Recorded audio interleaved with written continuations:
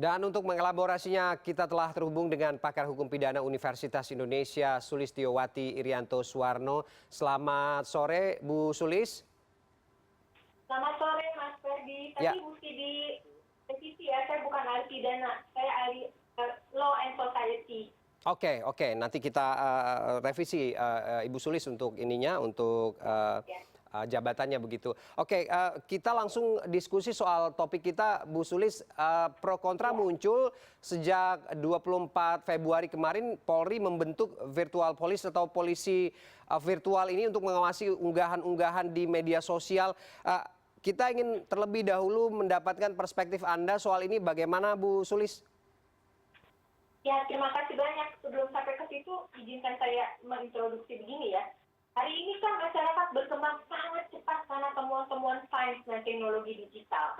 Pandemi COVID-19 ini hanya mempercepat saja. Dan tidak ada satupun bidang-bidang yang tidak terintervensi oleh digital atau bahkan artificial intelligence ya, masuk dalam bidang hukum gitu. Tadi kalau dikhawatirkan bahwa intervensi ini akan mengganggu kebebasan berpendapat dan lain-lain, saya ingin melihatnya dengan cara yang lebih luas ya. Jadi kan tergantung bagaimana kita melihatnya. Memang betul kebebasan berpendapat itu dijamin oleh konstitusi dan undang-undang. Tapi bagaimana dalam prakteknya? Ini ada survei dari Digital Civility Index yang mengatakan bahwa Indonesia itu netizennya paling tidak sopan. Itu hanya bawah negara Rusia dan apalah gitu ya. Asia Tenggara paling tidak sopan. Dan kalau kita lihat di dunia maya berselancar, memang kita bisa menyaksikan bagaimana netizen itu bisa menggunakan kata-kata yang paling jorok, paling kotor, paling keji, paling sengit ya. Dan di dalam ini dikatakan ada 3 hal dalam survei ini ya, dalam bidang hoax dan scam, ujaran kebencian dan diskriminasi. Dan itu kalau kita dengar kesaksiannya Imam Samudra, bahkan penyebaran ajaran ekstrim dan radikalisme, bagaimana cara membuat bom, itu semuanya ada di sosial media. Jadi saya tidak melihat bahwa itu harus hati-hati lah memberikan pandangan tentang ini. Itu sih. Oke, kita sepakat mungkin ya kalau kemudian unggahan-unggahan yang sifatnya hoax ataupun juga hasutan dan juga bentuk kebencian, intoleransi yang disebarkan melalui media sosial ini mungkin tepat begitu dengan adanya virtual police ini, ada razia begitu ya di media sosial. Tapi kemudian di sisi lain subjektivitas juga akan bisa muncul di saat ada kritik, ada pendapat yang sifatnya mungkin konstruktif begitu untuk memberikan sebuah masukan terhadap lembaga, perorangan. Tapi kemudian posisi ini agak rancu kalau dia nanti diterapkan virtual police dan akhirnya diseretnya ke Undang-Undang ITE, begitu Bu Sulis? Ya, saya sepakat bahwa kritik yang membangun, saya juga termasuk orang yang sangat kritikal ya terhadap pemerintah. Saya menulis banyak di koran. Tetapi kita mesti melihatnya dalam perspektif yang lebih luas ya Mas ya. Apa sih yang mau dilakukan oleh virtual police ini? Saya kira mereka, sebatas pengetahuan saya, mereka akan melakukan literasi hukum Mas. Jadi bayangkan literasi hukum itu adalah suatu pilar yang sangat penting untuk memberikan akses keadilan bagi warga masyarakat kita. Apalagi kalau kita tahu penduduk Indonesia itu paling besar lulusan SMP tidak lulus, SMP kelas 1 saja atau tamat SD saja. Nah, mereka banyak sekali mengalami ketidakadilan, dibodoh-bodohin ya, termasuk oleh lembaga penegakan hukum juga mengalami ini dan itu karena buta hukum. Jadi saya taruh harapan justru yang akan dilakukan oleh virtual police itu adalah melakukan literasi hukum, pendidikan hukum kepada masyarakat gitu. Dan karena kita tahu juga ya dampak dari netizen yang tidak sopan ini, saya pakai kata itu ya, itu bagaimana kalau saya melihatnya dari perspektif kebudayaan ya Mas, bagaimana nilai values, etika moral itu didapat dari anak-anak yang kecil, didapat dari belajar. Lalu anak-anak kita menonton, melihat semua yang berkeliaran di media maya itu akan jadi merusak apa bangsa kita. Gitu. Jadi saya mengkhawatirkan itu, Mas. Itu juga jangan lupa bahwa dampak dari berkeliarannya hoax, scam dan lain-lain itu merugikan kelompok orang seperti perempuan. Oke. Hari ini kekerasan berbasis digital ya, itu luar biasa dampaknya.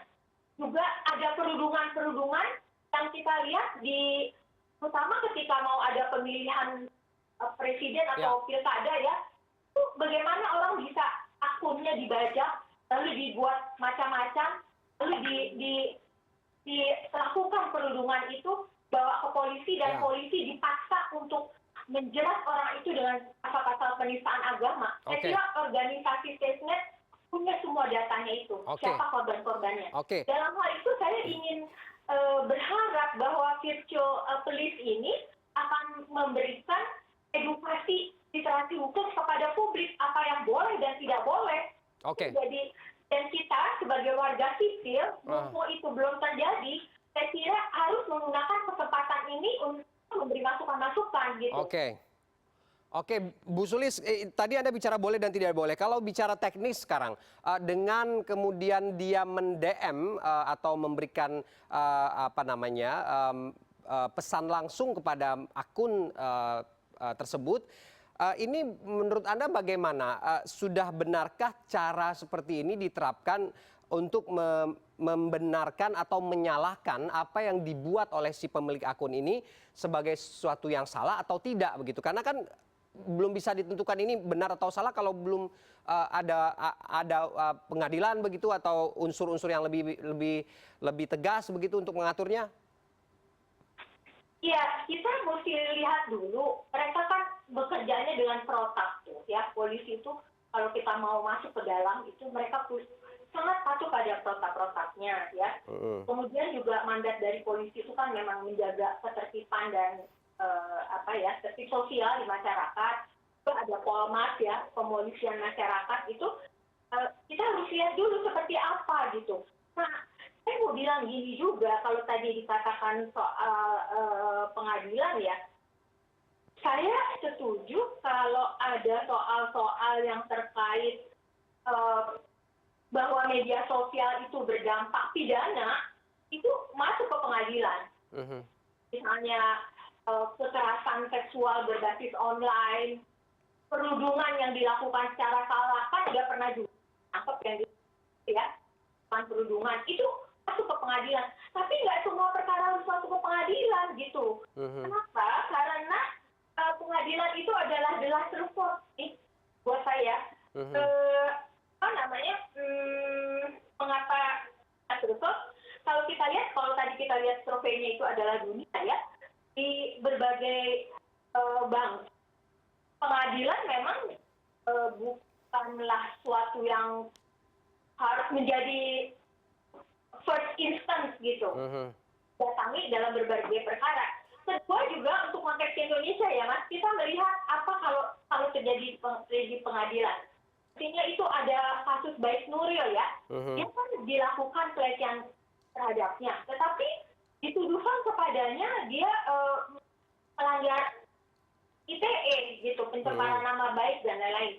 Banyak sekali di misuse undang-undang ITE ini. Dalam hal ini saya pada pandangan setuju undang-undang ITE direvisi, amandemen, karena korbannya udah terlalu banyak. Ada pasal-pasal karet di situ. Oke. Terakhir Bu Sulis, di beberapa negara begitu ya, virtual police ini justru menjadi alat kontrol pemerintah untuk kehidupan politik, ekonomi dan sosial masyarakat. Bahkan ini cenderung akan bisa menjadi digunakan atau rawan digunakan untuk kekuasaan. Apakah Anda melihat nanti dengan adanya virtual police dan tugas-tugasnya ini akan bisa berpotensi melakukan hal yang sama atau bagaimana? Apa yang perlu ditertibkan atau apa yang perlu ditegaskan begitu?